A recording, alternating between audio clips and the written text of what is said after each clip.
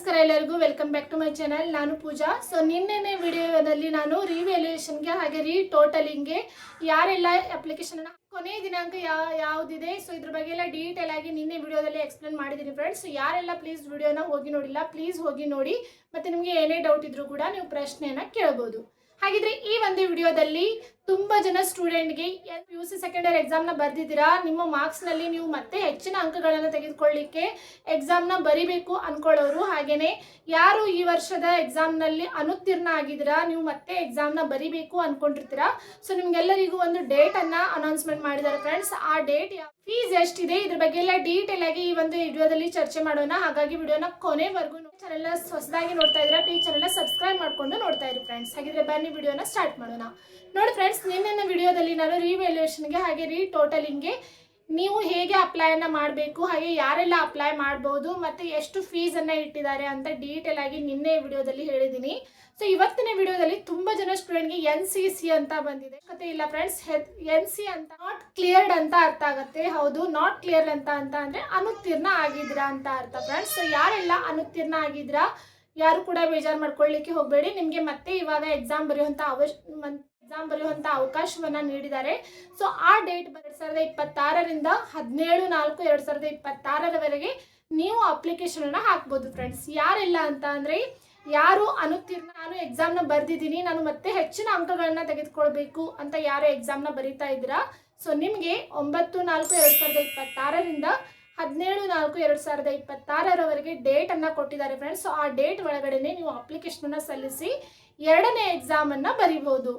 So ಹಾಗಿದ್ರೆ ನಿಮ್ಗೆ doubt ಇರ್ಬೋದು, ನಾನು ಇವಾಗ ರಿವ್ಯಾಲ್ಯೂಯೇಷನ್ಗೆ ಹಾಕಿದ್ದೀನಿ, ಅದರ ಅಂಕ ಬಂದ ಮೇಲೆನೆ ನಾನು ಇದಕ್ಕೆ ಅಪ್ಲಿಕೇಶನ್ ಹಾಕ್ಬಹುದಾ ಅಂತ ನಿಮ್ಮ ಡೌಟ್ ಇದ್ರೆ ಬೇಡ, ನಿನ್ನೆ ವಿಡಿಯೋದಲ್ಲಿ ಕೂಡ ಅದನ್ನೇ ಹೇಳಿದ್ದೀನಿ. ಈ ರಿವ್ಯಾಲ್ಯೂಯೇಷನ್ಗೆ ಅಪ್ಲೈ ಮಾಡಿರಿ, ಸೆಕೆಂಡ್ ಎಕ್ಸಾಮ್ ಕೂಡ ಅಪ್ಲಿಕೇಶನ್ ಅನ್ನ ಸಲ್ಲಿಸಿ ಫ್ರೆಂಡ್ಸ್. ಯಾಕಂದ್ರೆ ರಿವ್ಯಾಲ್ಯೂಯೇಷನ್ ಇಂದ ಬರುವಂತಹ ಅಂಕಗಳು ಒಂದ್ ವೇಳೆ ಲೇಟ್ ಆಗಿದ್ರು ಕೂಡ ಮತ್ತೆ ಈ ಒಂದು ಡೇಟ್ ಮುಗಿದು ಹೋಗಿರುತ್ತೆ. ಹಾಗಾಗಿನೇ ಹೇಳ್ತಾ ಇದ್ದೀನಿ, ರಿವ್ಯಾಲ್ಯೂಯೇಷನ್ಗೆ ಯಾರು ಅಪ್ಲೈ ಮಾಡಬೇಕು ಅನ್ಕೊಂಡಿರ್ತೀರಾ, ಟೋಟಲಿಂಗ್ಗೆ ಯಾರು ಅಪ್ಲೈ ಮಾಡಬೇಕು ಅನ್ಕೊಂಡಿರ್ತೀರಾ, ಸೊ ನೀವೆಲ್ಲರೂ ಕೂಡ ಅಪ್ಲೈ ಮಾಡಿರಿ. ಅದರ ಜೊತೆಗೆ ಸೆಕೆಂಡ್ ಎಕ್ಸಾಮ್ಗೂ ಕೂಡ ನೀವು ಅಪ್ಲಿಕೇಶನ್ ಅನ್ನ ಹಾಕಿಟ್ಟಿರಿ ಫ್ರೆಂಡ್ಸ್. ಸೊ ನಿಮಗೆ ಎಕ್ಸಾಮ್ ಬರೆಯುವಾಗ ಹೆಲ್ಪ್ ಆಗುತ್ತೆ. ಹಾಗಿದ್ರೆ ಸೆಕೆಂಡ್ ಎಕ್ಸಾಮ್ಗೆ ಎಷ್ಟು ಫೀಸ್ ಅನ್ನ ಇಟ್ಟಿದ್ದಾರೆ ಅಂತ ಅಂದ್ರೆ ಯಾರು ಅನುತ್ತೀರ್ಣ ಆಗಿದ್ದಾರೆ ಅವ್ರಿಗೆ ಯಾವುದೇ ತರಹದ ಫೀಸ್ ಇಲ್ಲ. ಹೌದು, ಇದು ಕ್ಲಿಯರ್ ಆಗಿರ್ಲಿ. ಸೊ ಪ್ಲೀಸ್ ಯಾರೆಲ್ಲ ಅನುತ್ತೀರ್ಣ ಆಗಿದ್ದೀರಾ ಬೇಜಾರು ಮಾಡ್ಕೊಳ್ಳಿಕ್ಕೆ ಹೋಗಬೇಡಿ, ಮತ್ತೆ ಎಕ್ಸಾಮ್ನ ಬರೀರಿ, ಎಕ್ಸಾಮ್ನ ಬರೆದು ಪಾಸ್ ಆಗಿ ಫ್ರೆಂಡ್ಸ್. ಸೊ ಪಾಸ್ ಆಗಲಿಕ್ಕೆ ನಿಮಗೆ ಚಾನ್ಸ್ಗಳನ್ನು ನೀಡಿದ್ದಾರೆ. ಹಾಗೆಯೇ ಯಾರಿಗೆ ಫೈನಾನ್ಷಿಯಲ್ ಪ್ರಾಬ್ಲಮ್ ಇರುತ್ತೆ, ಮತ್ತು ಯಾರಿಗೆ ಎಕ್ಸಾಮ್ ಫೀಸನ್ನು ಕಟ್ಟಿ ಎಕ್ಸಾಮ್ ಬರೀಲಿಕ್ಕೆ ಆಗೋದಿಲ್ಲ ಅನ್ನೋರಿಗೆ ಈ ವರ್ಷದಿಂದ ಸರ್ಕಾರ ಎಲ್ಲರಿಗೂ ಕೂಡ ಫ್ರೀ ಆಗಿನೇ ಇಟ್ಟಿದೆ. ಯಾರು ಅನುತ್ತೀರ್ಣ ಆಗಿದ್ದಾರೆ ಅವ್ರಿಗಷ್ಟೇ. ಸೊ ಫ್ರೀ ಆಗಿನೇ ನೀವು ಎಕ್ಸಾಮನ್ನು ಬರಿಬಹುದು.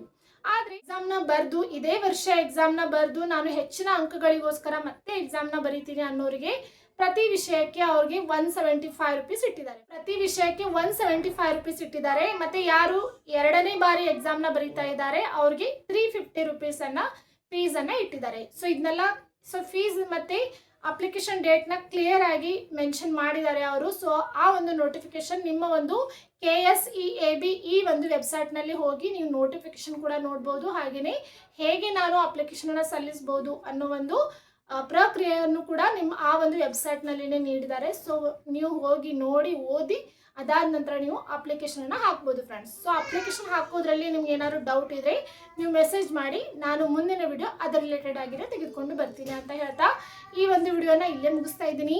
ಮುಂದಿನ ವಿಡಿಯೋ ಮತ್ತೊಂದು ವಿಷಯದ ಜೊತೆ ಸಿಗೋಣ.